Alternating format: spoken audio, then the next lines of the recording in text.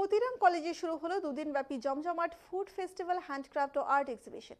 7 জানুয়ারি মঙ্গলবার ক্ষতিরাম জামিনী মজুমদার মেমোরিয়াল কলেজে জমজমাট ফুড ফেস্টিভ্যাল, হ্যান্ডক্রাফট ও আর্ট এক্সিবিশন শুরু হলো।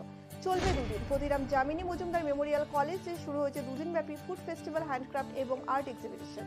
কলেজের গ্রাউন্ডে ছাত্রছাত্রীদের উদ্যোগে মোট 18টি স্টল বসেছে। এই অভিনব উৎসব স্টলগুলিতে পাওয়া যাচ্ছে বিভিন্ন স্বাদু খাবার, যেমন পোলাও, মাংস, ফুচকা, ঘুগনি, আচার, কেক, পকোড়া, চাউমিন, এগরোল, চা, সিঙ্গারা, পাপড়ি চাট, রসমালাই এবং বিভিন্ন ধরনের পিঠে।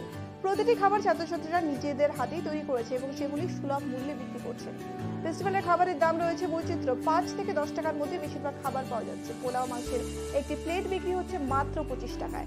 কলেজের ছাত্রছাত্রী, শিক্ষক, শিক্ষিকা এবং কর্মীরা এই ফেস্টিভ্যালে অংশগ্রহণ করে স্বাদ নিচ্ছেন। শুধু খাবার নয়, ছাত্রছাত্রীরা নিজেদের তৈরি হ্যান্ডক্রাফটস এবং চিত্রকলা প্রদর্শন করছে। এগুলো ক্রেতাদের কাছ থেকে বেশ জনপ্রিয় হয়ে উঠেছে।